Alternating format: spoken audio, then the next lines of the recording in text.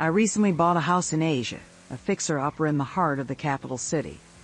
The previous owners were family friends who needed cash urgently and hadn't lived in the country for nearly 3 years. I got a great deal on it. I moved in right after the sale was finalized at the start of the month. The house was in rough shape. The previous owners had left mid-renovation, and the main door was secured with just a padlock. There was no gate, so anyone could stroll right in. On my first day, I found someone's bike parked in the garage. I moved it to the road after I had a gate installed.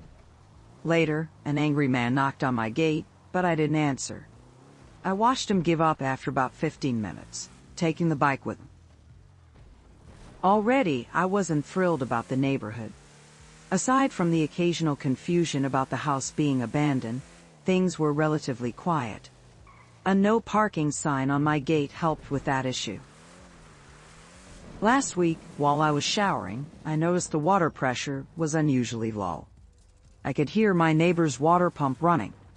This neighbor, an old guy, lived in a 3-story house, with the first floor being his and the other 2 rented out. He hadn't been happy about the house being sold and had voiced his concerns to the previous owners. They warned me, but I'm a 6-foot guy with 3 dogs. There was no way he'd confront me. In our area, we rely on water pumps to get water to the tanks on the roof, since the public supply pressure isn't strong enough for 3 stories. Hearing his pump made me suspicious. I waited until it turned off, then turned on several taps in my house. The pressure returned to normal. This raised my suspicions even more. The water bills had been climbing during the years the house was unoccupied, but I had chalked it up to leaks. Now I started to connect the dots. At some point, this old miser had decided to save money by siphoning water from my lines. I couldn't pinpoint where he was stealing it from, but I was fairly certain. I sat on this information for a few days, debating whether to confront him, go the legal route, or just let it go. Water is cheap in my country. My total bill, even with washing 3 dogs, cleaning my car weekly, and watering my garden, was only about $5 a month. It wasn't about the money, though.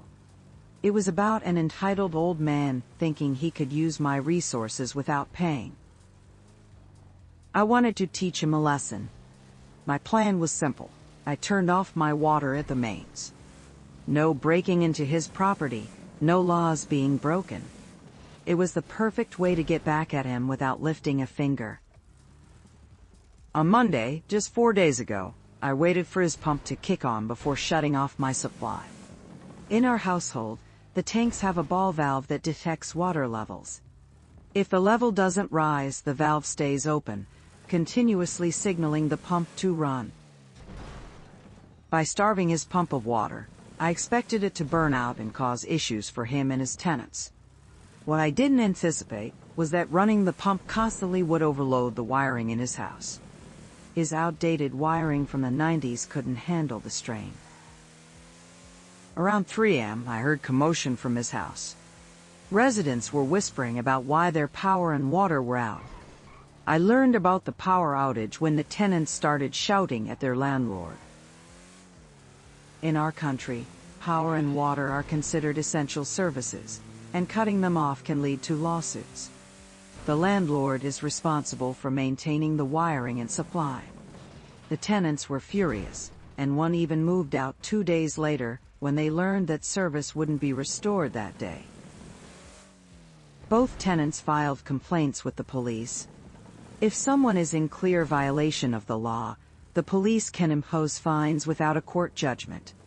The landlord was now facing a $500 in fine, a significant amount in our country. He also had to refund the security deposits of both tenants and couldn't rent out the property until everything was fixed, which would cost him even more. As of now, he's moving out on Sunday to stay with his daughter because he can't afford to live alone. His tenants were his only source of income, and being a retired mechanic, he had no other options. He eventually found out why his motor kept drawing power and burned out. He came to my gate, asking if I had turned off my water. I casually replied, "Oh yeah, my tank had a new leak, so I turned it off until the plumber can fix it." The look on his face was priceless. He kept a straight face, but I could tell he was holding back. He simply said, "Oh, okay," and went back inside. I'm not sure if he knows I know, but it doesn't matter because he can't do anything about it. Next week, I'm getting a plumber to fix my plumbing and remove any pipes that lead off my property. I've solved my water issue and dealt with a potentially troublesome neighbor, all by simply turning off a tap. 2 birds, 1 stone.